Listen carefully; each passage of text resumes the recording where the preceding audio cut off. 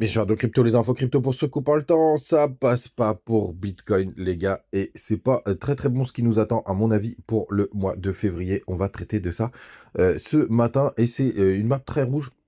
Même s'il n'y a pas d'énormes décrochages, on a quand même BTC qui perd 2%, on est à 42 000 $. On a Ether qui perd 3%, on est proche des 2250 $. BNB qui repasse sous les 300 $, qui perd 3%. Missile Sol qui repasse largement sous les 100 $, qui perd 10,7%. XRP qui ne perd que 4%, malgré ce hack qu'il y a eu hier. ADA qui perd 4,5%, Avax qui perd un peu plus de 5%, pareil pour Matic.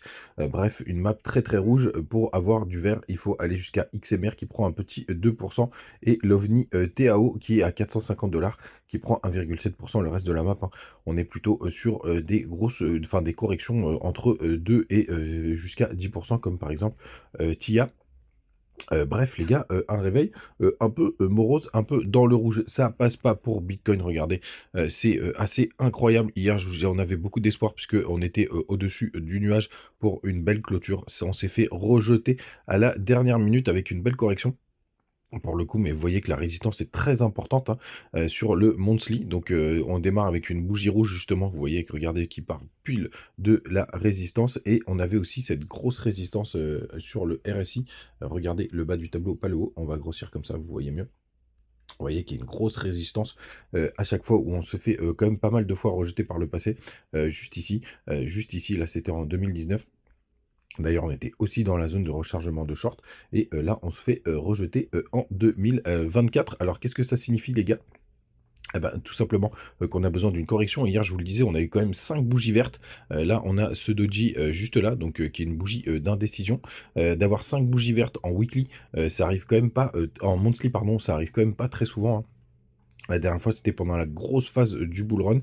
Ici, on en avait eu aussi pareil, 1, 2, 3, 4, 5. Et regardez, c'était pas mal. On avait aussi touché la zone de rechargement qui était ici, donc les 0,618, là, quand on avait retouché les 14 000 $. Donc, je pense pas que ce sera aussi baissier que ce qu'on avait connu en 2019. Je pense que ça ressemblera un peu plus à ce qu'on a connu ici, c'est-à-dire une petite correction, enfin une belle correction sur février. Ça peut faire quand même des drawdowns assez importants. Vous voyez, là, on avait atteint le bas du nuage. Et ce bas du nuage, je vous le donne en 1000, il est toujours sur mon support des 36 000 $. Donc là, les gars, qu'on se le dise, je suis quand même assez baissier. On n'aura peut-être pas besoin d'aller aussi bas, mais il y a quand même pas beaucoup de zones de support intermédiaires. Mais je pense qu'on va avoir un mois de février qui sera pas terrible. Pour le coup, bien évidemment, on va voir ce que ça va donner. On s'est fait aussi rejeter par la Tencad en weekly. Vous voyez la ligne bleue qui est juste ici. On a un support aussi vers les 37 000 $. Est-ce qu'on aura besoin d'y aller? Les gars, rien n'est moins sûr. Mais en tout cas, c'est pas très, très bon signe, ce qui vient de se passer.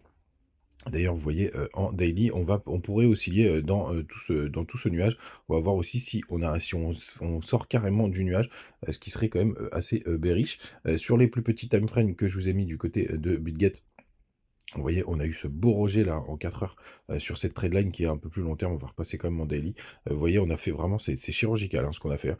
On a fait on a fait un top là, vous voyez, on a passé cette trendline et on a fait un pullback sur cette trendline dynamique pour le coup, pour se faire rejeter. Alors, la bonne nouvelle potentielle, enfin en tout cas, le seul truc qui pourrait être un petit peu bullish, je sais pas si vous le voyez, mais on pourrait avoir une épaule tête, épaule inversée, c'est-à-dire que on pourrait aller quand même revisiter, aller, pourquoi pas jusqu'aux 41 000 $, 41 500 $ pour avoir le rebond. Mais, bon, pour le coup, là, c'est quand même pas folichon ce qu'on est en train de voir. Souvenez-vous, il y avait le 3 jours qui avait croisé, et c'est pas pour autant qu'on peut pas avoir des rebonds au milieu, pourquoi pas pour redescendre, mais voilà, c'est le seul truc qui pourrait être à peu près bullish, mais pour l'instant, c'est pas du tout confirmé parce qu'il faut revenir briquer les 44 000 $ grosso modo. C'est pas du tout le cas. Donc pour moi, franchement, là, je vais être plutôt bearish pour le mois de février, à voir jusqu'où on peut aller.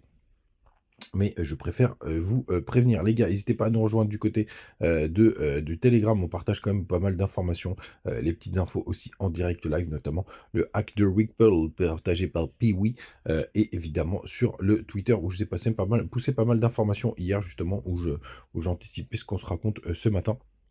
avec tout ce que je viens de vous dire sur les bougies, etc. Et bien entendu, je vous partage plein d'autres petites news en direct live. Donc n'hésitez pas à me rejoindre directement sur tous ces réseaux sociaux. Vous avez aussi les bonus en commentaire pour BigGet et BingX. Et on se retrouve demain.